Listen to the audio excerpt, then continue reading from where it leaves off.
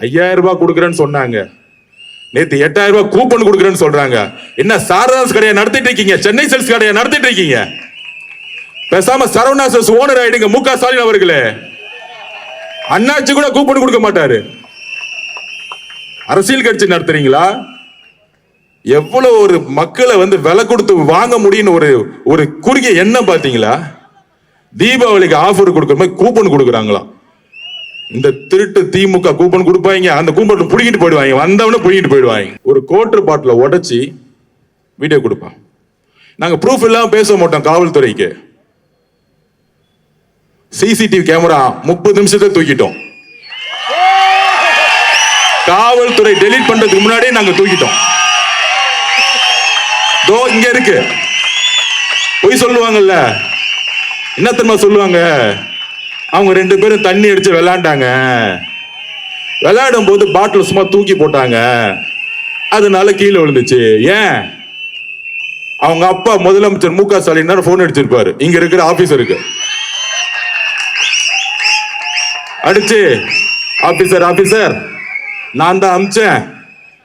ஏன்னா இந்த ஆதவர்ஜனா ஒருத்தர் இருக்கிறாரு, நம்மளுடைய தலைவர் வெற்றி தலைவர் விஜய் சாருக்கு மேல கொஞ்சம் நம்ம பண்ற எல்லா உண்மையை எடுத்து சொல்லிட்டு இருக்காரு. அவரை கொஞ்சம் மிரட்டுவோம். என்ன மிரட்டுறதா இருந்தா, தைரியம் இருந்தா திரு மு க ஸ்டாலின் சார் அவர்களே, உங்க பையனை தைரியம் தான் எலெக்ஷன் இங்க நிக்க வச்சிருக்கணும். நான் ரெடி. உங்ககிட்டதான் அதிகாரம் இருக்கு, உங்ககிட்டதான் 24 கட்சி இருக்கு.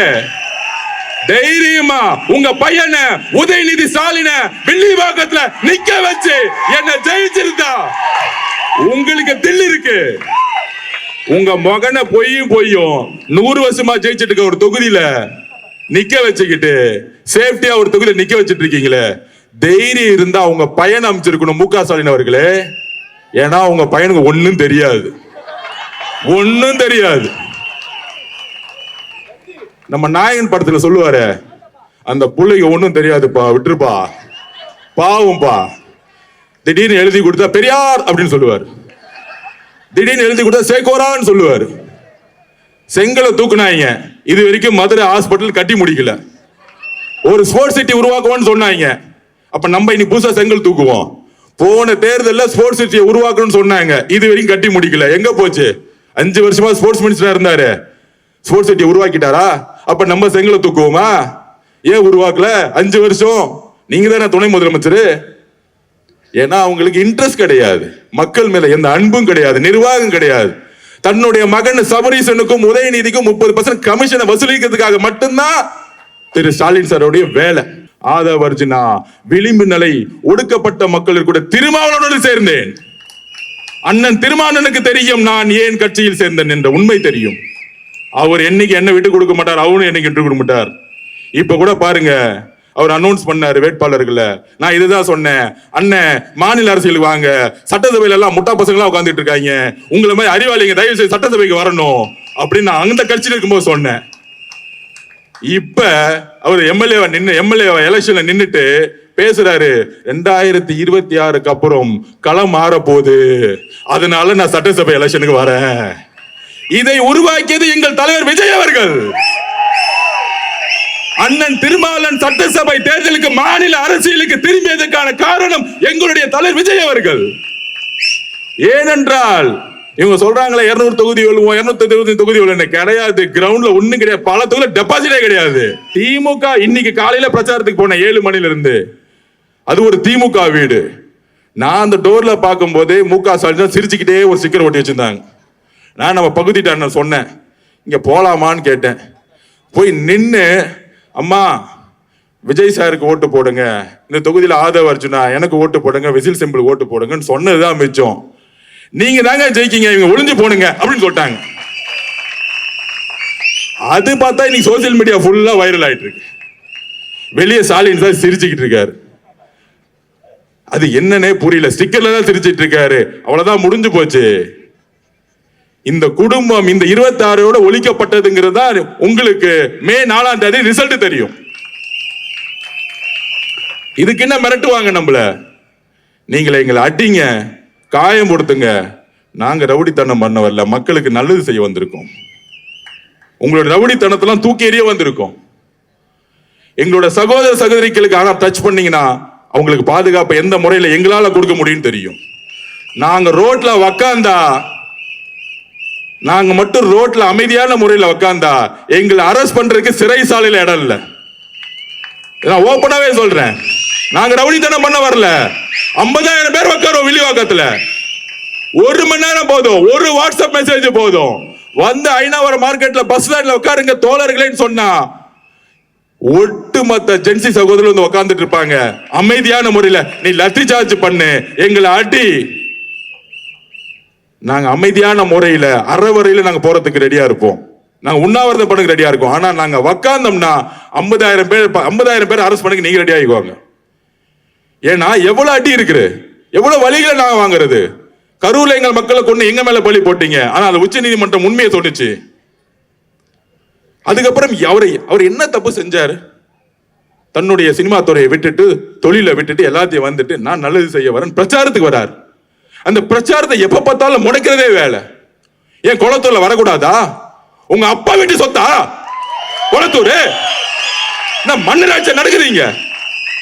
குளத்தூருக்குள்ள வரவே கூடாதுன்னு சொல்றது மன்னராட்சி. அது கரூருக்குள்ள வந்தா செந்தில் பாலாஜி வன்முறை பண்ணுவாரு, குளத்தூருக்குள்ள வந்தா சேகர் பாபு வச்சுக்கிட்டு அங்க இருக்கிற ஆபீசர் வச்சு கேஸ் போடுறது, மிரட்டுறது, எஃப்ஐஆர் போடுவாங்களா? நீ 1000 எஃப்ஐஆர் போடு, தூள் தூளாக்கிட்டு போயிட்டே இருப்போம். ஆளுங்கட்சி ஆகும் போது யாரை பார்த்து பயப்படுறோம்? எங்களுக்கு எந்த பயமும் கிடையாது. என்ன பண்ணுவீங்க? எங்களுடைய நம்பிக்கை, எங்களுடைய உறுதி மக்களுடைய நம்பிக்கை இருந்து நாங்க உருவாக்கிட்டு இருக்கோம். உங்களை மாதிரி காசு கொடுத்து ஒரு நம்பிக்கை எங்களுக்கு கிடையாது. அங்கிருந்து அந்த நம்பிக்கை வரைக்கும் நாங்க தைரியமா மக்கள் முன்னாடி நிற்போம். ஏன்னா நாங்க ஊழல் செய்தது கிடையாது. 5 வயதில் என்னுடைய தாயோடைய சாவை பார்த்தவன் நான். 5 வயதில் இருந்து பார்த்தவன் நான். அங்கிருந்து உருவாக்கப்பட்ட தனிமை. 13 வயதில் என்னுடைய ஆசிரியர் என்னுடைய நூலகத்தில் உட்கார வச்சார். என்னுடைய கோபங்கள், சமூகத்தில் மேற்பட்ட கோபங்களை மாற்றினார். படிச்சுக்கிட்டே இருப்பேன். அப்பொழுதுதான் அம்பேத்கரை படிச்சேன். ஏன் சாதியை ஒழிக்க வேண்டும்? சாதியினால் என்னுடைய அம்மா தற்கொலை செய்யப்பட்டார். அப்பொழுதுதான் அம்பேத்கரை உள்வாங்கினேன், பெரியாரை உள்வாங்கினேன். எப்பொழுது? என்னுடைய 14 வயதில். 15 வயதில் நான் படித்தது இன்ஜினியரிங் அல்ல, ஸ்போர்ட்ஸ் கோட்டால என்னுடைய சொந்த முயற்சியில் மேடம் ஜெயலலிதா அவர்கள் உருவாக்கப்பட்ட சீஃப் மினிஸ்டர் ஸ்காலர்ஷிப்ல தமிழ்நாட்டில் 3 பேர்ல ஒரு ஆளா சென்னையோட ஸ்போர்ட்ஸ் ஹாஸ்டல்ல எனக்கான கல்வியை நானே உருவாக்கியவன். நான் ஏழைதான், ஆனால் வேலை தெரிந்தவன். தெய்வத்தால் அகதெனினும் முயற்சிதன் மெய்வருத்த கூலி தரும்.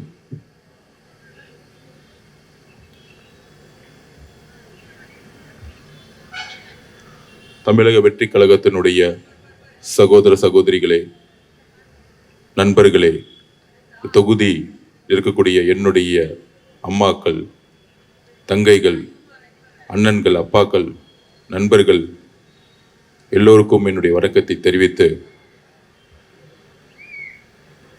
பகுதி கழக பொறுப்பாளர்கள் திரு நவீன்ராஜ் அவர்களே, திரு பிரேம்குமார் அவர்களே, திரு ஆறுமுகம் அவர்களே, பகுதி கழக செயலாளர்கள் திரு ரவிக்குமார் அவர்களே, திரு பாலாஜி அவர்களே, திரு விசு அவர்களே, தொகுதி தேர்தல் பொறுப்பாளர் திரு பிரபு அவர்களே, அக்கா தேவகி அவர்களே, நண்பர் அமலன் சாம்ராஜ் அவர்களே, கொள்கை இணை செயலாளர் திரு லைலா மணி அவர்களே, நாஞ்சல் சம்பத் அவர்களே, அண்ணன் ஜேசிடி பிரபாகரன் அவர்களே, மாவட்ட செயலாளர் பூக்குடை குமார் அவர்களே,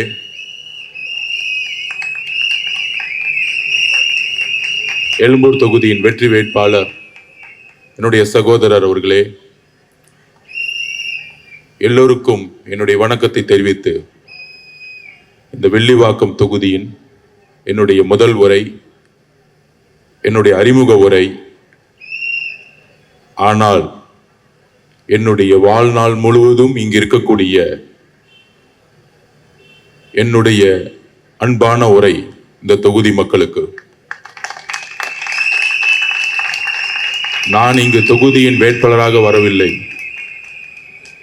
இங்க இருக்கக்கூடிய ஒவ்வொரு குடும்பத்தின் உறுப்பினராகவும், ஒரு நல்ல மகனாகவும், ஒரு நல்ல தம்பியாகவும், ஒரு நல்ல அண்ணனாகவும், உங்களுடைய பாசத்துடன் ஒவ்வொரு வீட்டிலும் எப்படி தலைவர் ஒவ்வொரு வீட்டிலும் நுழைந்த பிறகு இன்றைக்கு இந்த கட்சியை உருவாக்கினாரோ, அந்த மாதிரி இந்த தொகுதியில ஒவ்வொரு குடும்பத்திலும் ஒரு உறுப்பினராகவே நான் இங்கு இருக்க வந்திருக்கிறேன். இது வெறும் தேர்தல் வெற்றிக்காக நான் இங்கே நிற்கவில்லை. ஒரு உணர்வால், உண்மையான அன்புடன் இந்த தொகுதியுடன் என்னுடைய பயணத்தை நான் என் வாழ்நாளில் தொடங்குகிறேன். இந்த பயணம் என்னுடைய உயிருள்ள வரை இருக்கும். என்னுடைய உயிருள்ள வரை இருக்கும்.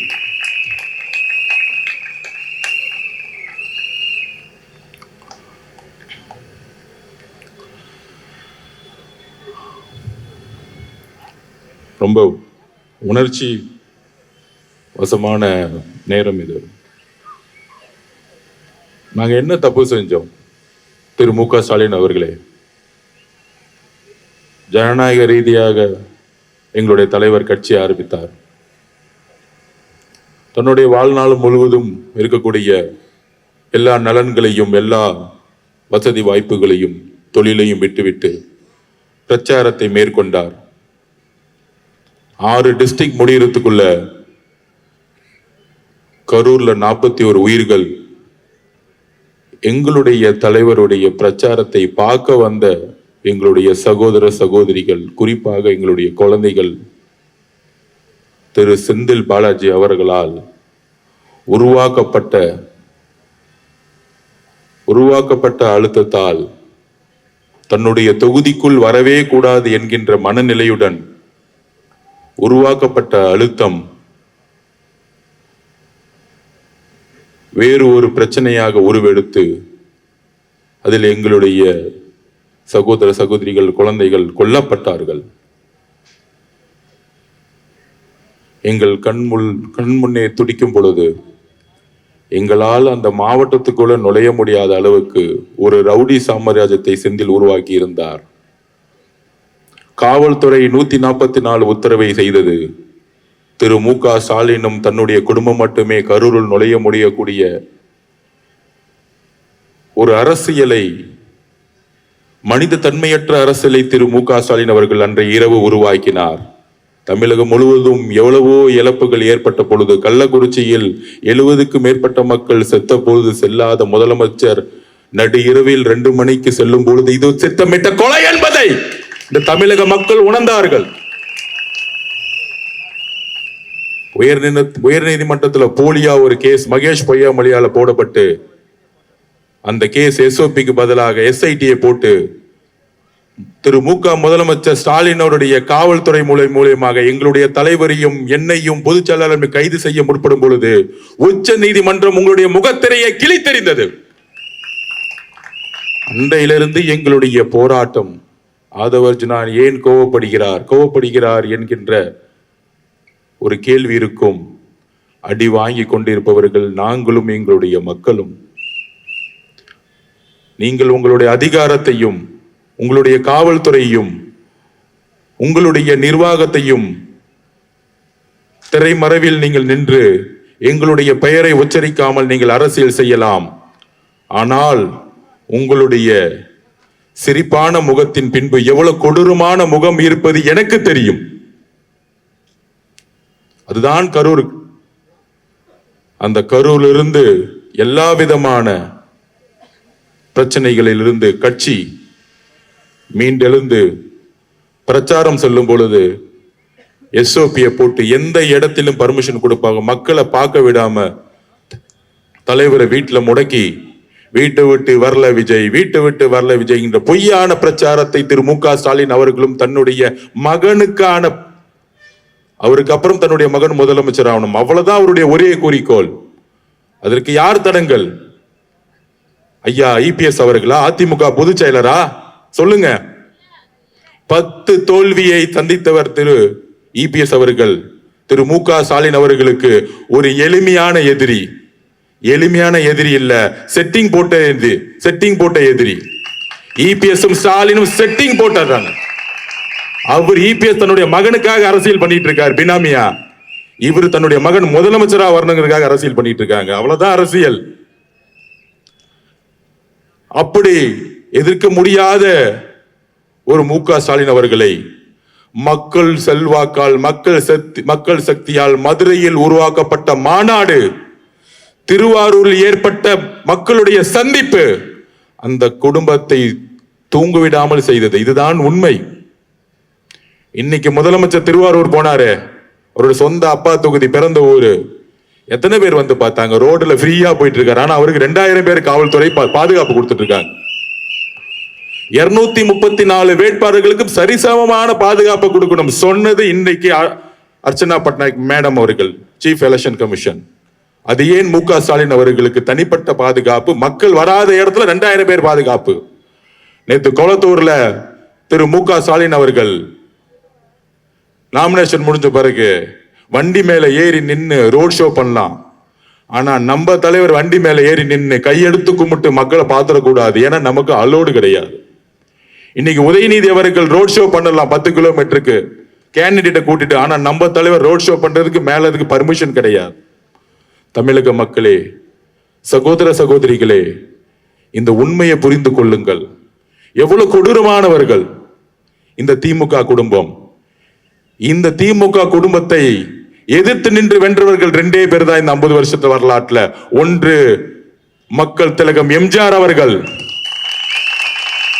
இன்னொன்று சட்டசபையில் தன்னுடைய சேலையை கிழித்தெறிந்தாலும் வெற்றி பெற்று முன்னாடி நின்று வெற்றி காட்டிய புரட்சி தலைவி அம்மா அவர்கள். ஆனால் அதற்கு அப்புறம் அவர்களை எதிர்க்கக்கூடியவர்கள் எல்லோரையும் ஒன்று வீழ்த்திருப்பார்கள், இல்ல பணி வைத்திருப்பாங்க, இல்ல ரெட் ஜெயின் மூவி வச்சு விலைக்கு போயிருப்பாங்க.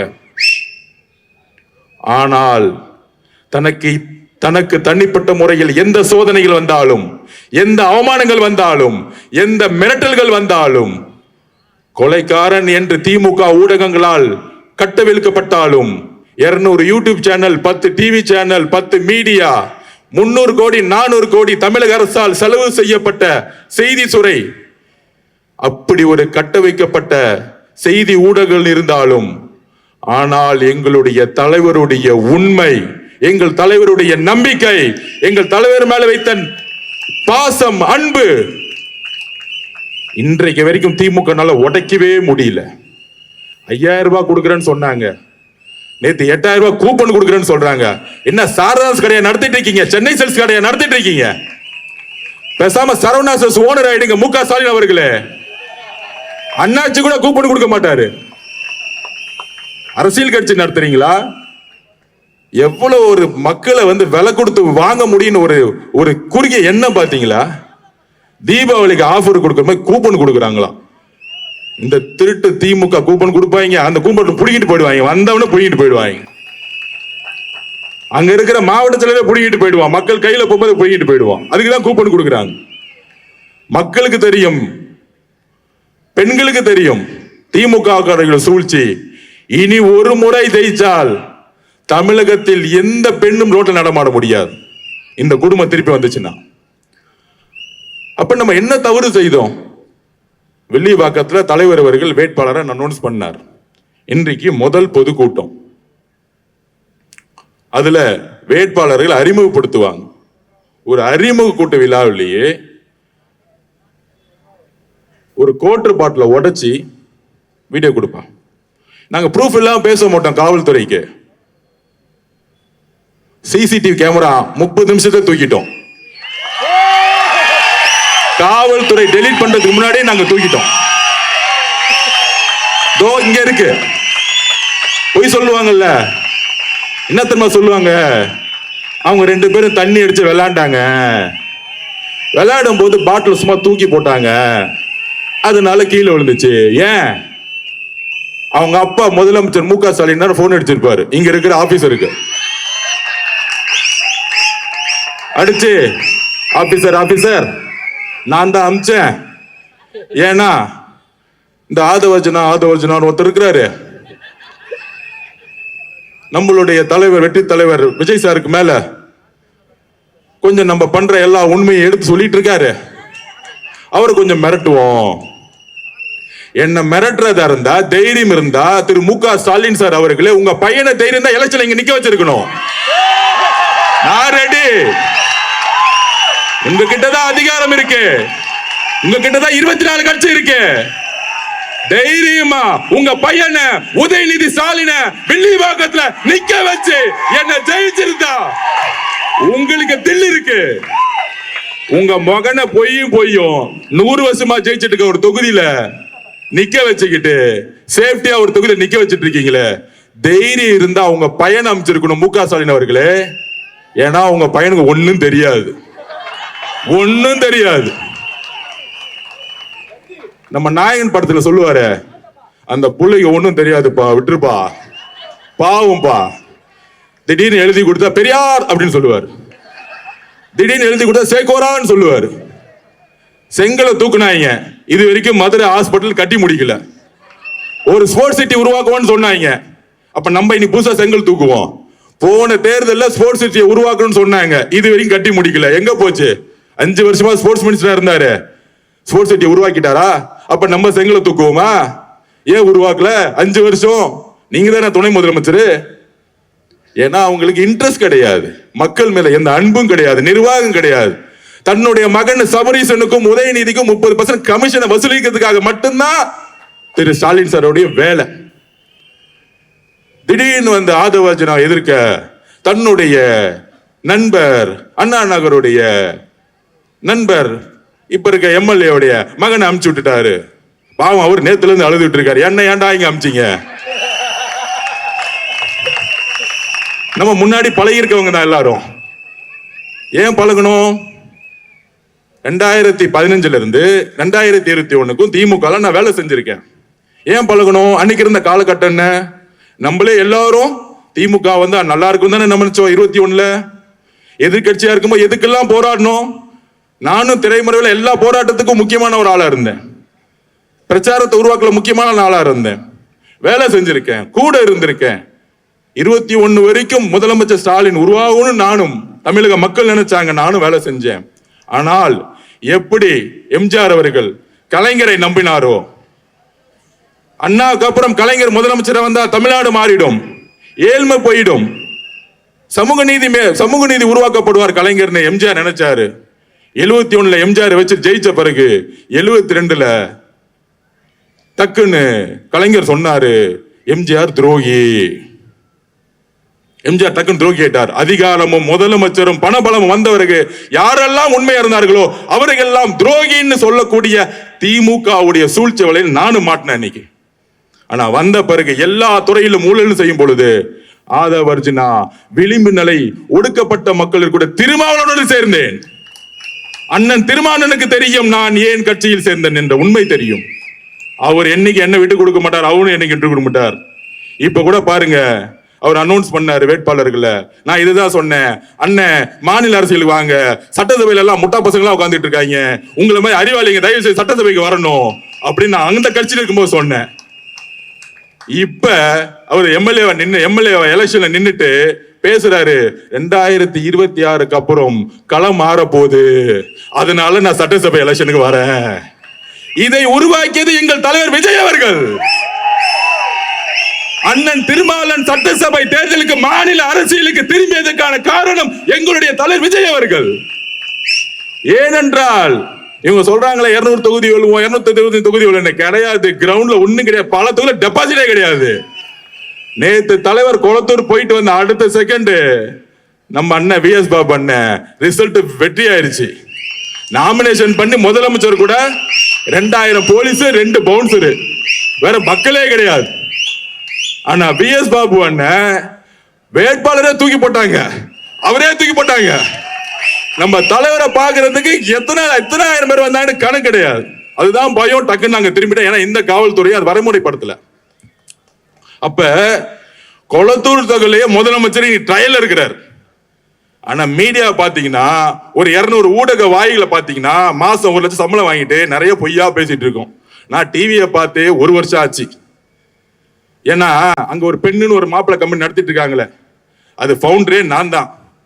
சமூக நீதி உருவாக்கணும், நல்லது செய்யணும் அப்படின்னு எல்லாத்தையும் சேர்த்து வச்சு உருவாக்கணும். ஆனா ஜெயிச்ச பிறகு ஊழல் பண்றதுக்கும் திருடுறதுக்கு மட்டுமே அதை மாத்தி தலைவருக்கு எதாவது என்ன பிரச்சாரம் பண்ணுவாங்கன்னு முதற்கொண்டு தெரியும். அதெல்லாம் உடைச்சு தூக்கி எறிஞ்சிட்டோம். இன்னைக்கு அந்த நிறுவனமோ திமுகவோ சொல்லக்கூடிய சூழ்ச்சிகள் எதுவுமே நடக்கிறது இல்லை. ஏன்னா எம்ஜிஆருக்கு அப்புறம் நம்மளுடைய தாய்மார்கள் நம்புறது நம்மளுடைய தலைவரை. பெண்களை ஏமாத்தவே முடியாது, சகோதர சகோதரிகளை ஏமாத்தவே முடியாது. நடுவுல சொன்னாங்க இவர் பிஜேபியோட போயிடுவாரு, என்டியோட போயிடுவாரு. இதோ ஐநாவரம் மசூதியில பிரேயர் பண்ணிட்டு தான் இந்த மீட்டிங்கே வர ஆதவர்ஜுனா. இன்னைக்கு ஒரு மத்திய அமைச்சர் சொல்றாரு எலெக்ஷனுக்கு அப்புறம் அவர் வந்து சேர்ந்துக்குவாரு எங்களோடன்னு. என்றைக்கும் மதசார்பற்ற சமூக நீதி கொள்கையில் தமிழக வெற்றி கழகம் பின்வாங்காது.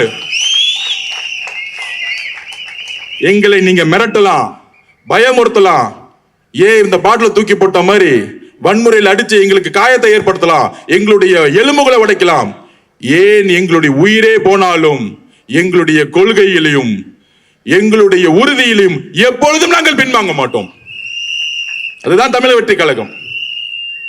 அப்படி சூழ்ச்சி வலையை உருவாக்கிட்டு அப்படி ஒரு கேண்டிடேட் இங்க அமிச்சிட்டு அவர் போட்டதுன்னு அழுதுகிட்டு இருக்காரு.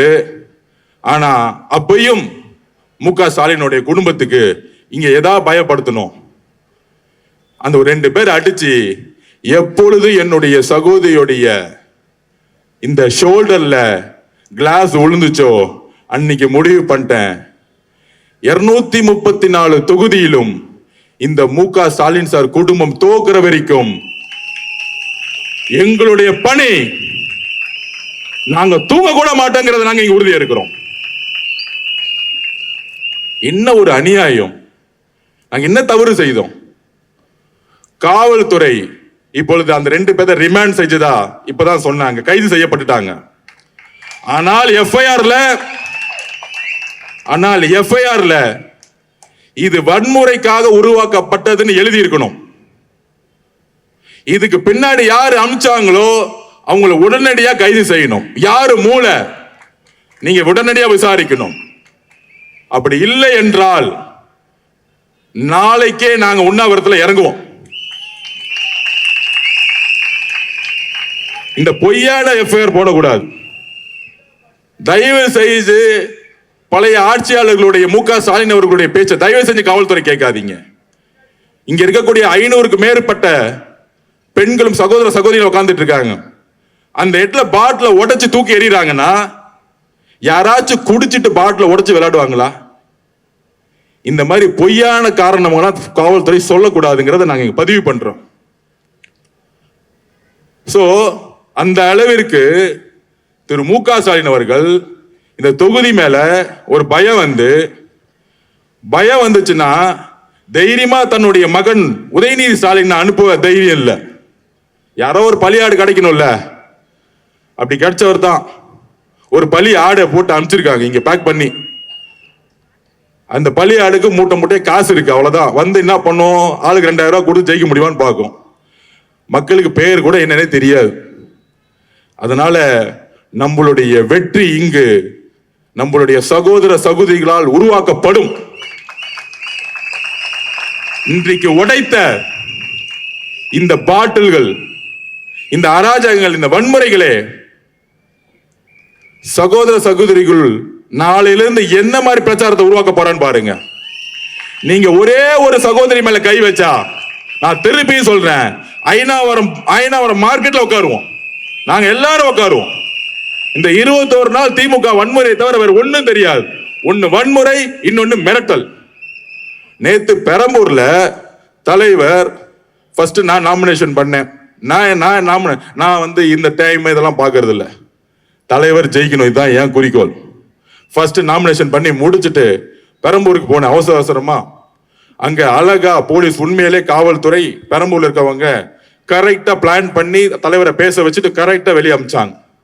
ஆனா பெரம்பூர்ல இருந்து வெளியே வந்து எப்ப வந்து குளத்தூருக்குள்ள நுழையிறோமோ எந்த இடத்திலும் எந்த காவல்துறையும் கிடையாது. இது கரூர்ல பார்த்த மாதிரியே இருந்துச்சு. இதுதான் காவல்துறையுடைய சூழ்ச்சி. இதுதான் மு.க. ஸ்டாலின் அவர்களோட சூழ்ச்சி. என்ன சூழ்ச்சி? கண்டிப்பா குறுகலான ரோடு இருக்குன்னு தெரியும். நம்ம 500 பேத்துக்கு மேல கூப்பிடக்கூடாதுன்னு ஆல்ரெடி முடிவு பண்ணி ஆல்ரெடி விஎஸ் பாபு சொன்ன மாவட்ட செயலர் சொன்ன அண்ணா யாருமே கூப்பிடாதீங்க, மக்கள் இயற்கையா வரவங்க வரட்டும், நம்ம கூட்டம் தேவையில்ல, தலைவர் நின்னு பேசிட்டா 5 கோடி பேர் பாக்குறாங்க டிவில யூடியூப்ல, நமக்கு அது போதும். மக்களை கூட்டிட்டு வந்து ஒருங்கிணைக்கக்கூடிய அரசியல் கட்சி நம்ம இல்ல. இந்த உதயநிதி ஸ்டாலின் போகும்போது சொன்னாரு 200 ரூபாய் கொடுத்து கூட்டிட்டு வர்றது, ஸ்டாலின் சார் போகும்போது 500 ரூபாய் கொடுத்து கூட்டத்தை கூட்டிட்டு வர்றது, அதிமுக இபிஎஸ் ஐயா போகும்பொழுது கூட்டத்தை கூட்டுறதுக்கு திருப்பி ஒரு 300 ரூபாய் கொடுக்கிறது. இது அதிமுகவோ திமுகவோ கிடையாது, மக்களால் உருவாக்கப்பட்ட, பெண்களால் உருவாக்கப்பட்ட தமிழக வெற்றி கழகம். இது மக்கள், பீப்புள் மூவ்மெண்ட், மக்களால் உருவாக்கப்பட்ட கட்சி. இது எங்க தலைவர் வீட்டுக்கு உள்ள போயிட்டு தான் கட்சி ஆரம்பிச்சார். இது உண்மை. திமுக இன்னைக்கு காலையில பிரச்சாரத்துக்கு போன 7 மணில இருந்து, அது ஒரு திமுக வீடு. நான் அந்த டோர்ல பார்க்கும் போதே மு.க. ஸ்டாலின் சிரிச்சுக்கிட்டே ஒரு ஸ்டிக்கர் ஒட்டி வச்சிருந்தாங்க. நான் நம்ம பகுதிட்ட சொன்னேன், இங்க போலாமான்னு கேட்டேன். போய் நின்று, அம்மா விஜய் சாருக்கு ஓட்டு போடுங்க, இந்த தொகுதியில் ஆதவ அர்ஜுனா எனக்கு ஓட்டு போடுங்க, விசில் சிம்பிள் ஓட்டு போடுங்கன்னு சொன்னதுதான் மிச்சம். நீங்க தாங்க ஜெயிக்கீங்க, இவங்க ஒளிஞ்சு போடுங்க அப்படின்னு சொல்லிட்டாங்க. அது பார்த்தா இன்னைக்கு சோசியல் மீடியா ஃபுல்லா வைரல் ஆயிட்டு இருக்கு. வெளியே ஸ்டாலின் சார் சிரிச்சுக்கிட்டு இருக்காரு. அது என்னன்னே புரியல, ஸ்டிக்கர்ல தான் சிரிச்சிட்டு இருக்காரு. அவ்வளவுதான், முடிஞ்சு போச்சு. இந்த குடும்பம் இந்த 26 ஒழிக்கப்பட்டதுங்கிறது தான் உங்களுக்கு மே 4ஆம் தேதி ரிசல்ட் தெரியும். இதுக்கு என்ன மிரட்டுவாங்க நம்மள? நீங்களே எங்களை அடிங்க, காயம் கொடுத்துங்க, நாங்க ரவுடித்தனம் பண்ண வரல, மக்களுக்கு நல்லது செய்ய வந்திருக்கோம். உங்களோட ரவுடித்தனத்தெல்லாம் தூக்கி எறிய வந்திருக்கோம். எங்களோட சகோதர சகோதரிகளுக்கு ஆனா டச் பண்ணீங்கன்னா அவங்களுக்கு பாதுகாப்பு எந்த முறையில் எங்களால கொடுக்க முடியும் தெரியும். நாங்க ரோட்ல உக்காந்தா, நாங்க மட்டும் ரோட்ல அமைதியான முறையில் உக்காந்தா எங்களை அரெஸ்ட் பண்றதுக்கு சிறைசாலையில இடம் இல்ல. நான் ஓப்பனாவே சொல்றேன், நாங்க ரவுடித்தனம் பண்ண வரல. 50,000 பேர் உட்காரோம் வில்லிவாக்கத்துல, 1 மணி நேரம் போதும், ஒரு வாட்ஸ்அப் மெசேஜ் போதும், வந்து ஐநாவரம் மார்க்கெட்ல பஸ் ஸ்டாண்ட்ல உட்காருங்க தோழர்களேன்னு சொன்னா ஒட்டுமொத்த ஜென்சி சகோதரர் வந்து உட்கார்ந்துட்டு இருப்பாங்க அமைதியான முறையில். நீ லத்தி சார்ஜ் பண்ணு, எங்களை அடி, நாங்க அமைதியான முறையில் அறவரையில நாங்க போறதுக்கு ரெடியா இருப்போம், நாங்க உண்ணாவிரதம் பண்ண ரெடியா இருக்கோம். ஆனா நாங்க உக்காந்தோம்னா 50,000 பேர் அரெஸ்ட் பண்ணி நீங்க ரெடி ஆகிக்குவாங்க. ஏன்னா எவ்வளவு அடி இருக்கு, எவ்வளவு வழிகளை நாங்க வாங்குறது. கரூர்ல எங்கள் மக்களை கொண்டு எங்க மேல பலி போட்டீங்க, ஆனா அது உச்ச நீதிமன்றம் உண்மையை சொன்னிச்சு. அதுக்கப்புறம் அவர் என்ன தப்பு செஞ்சாரு?